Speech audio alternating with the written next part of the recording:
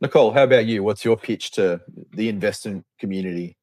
Yeah, to use a little of that humor that Greg was talking about earlier as such an effective means of communication, I joke that when I'm geriatric, I don't want to be living in water world.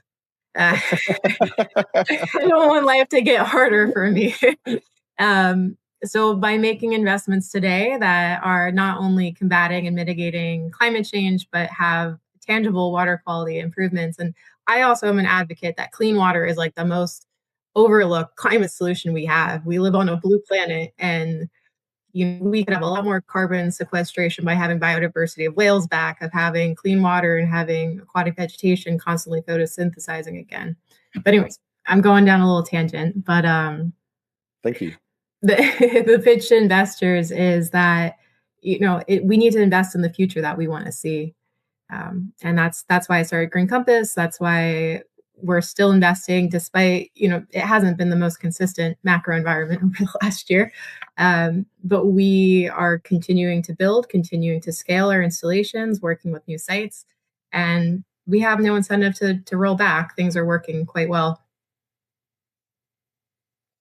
And you mentioned before that you are looking to raise again, right? And so, I think if you look around on all the platforms, you will find things you can invest in. I heard years ago about, Akiva has been around for a long time.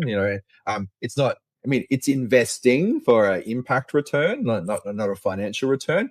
But there's like Facebook groups full of tens of thousands of people that are looking for Kiva deals that are tackling the climate and then sharing them with each other. And then they mobilize and they all go and give their $25 or $50 to a particular thing on Kiva, right?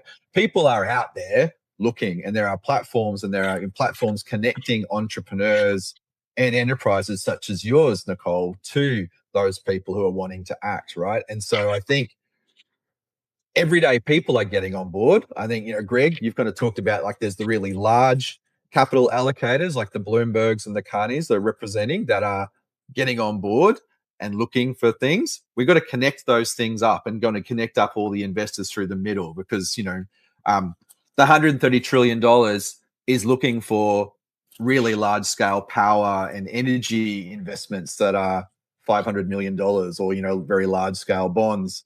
What a lot of entrepreneurs, especially in emerging markets, are needing right now is $25,000 or $50,000 for their climate solution, right? So we've got to make capital available all the way through the stack, from retail investors, everyday people, through to small foundations, family offices, and those large-scale investors, and provide that capital ladder for people and enterprises as they grow and get bigger.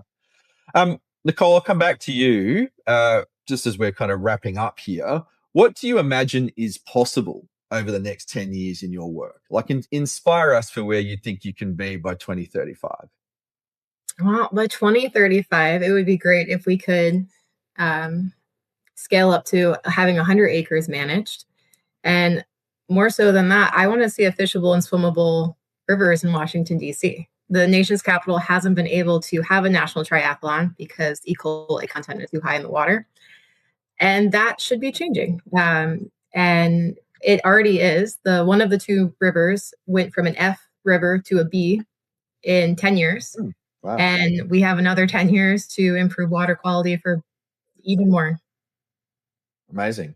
We've got a whole campaign going here in Melbourne called the Swimmable Birrarung, which is our Yarra River. And again, like same kind of issue, right? And so it's bringing together community to act on that as well. See some alignment there.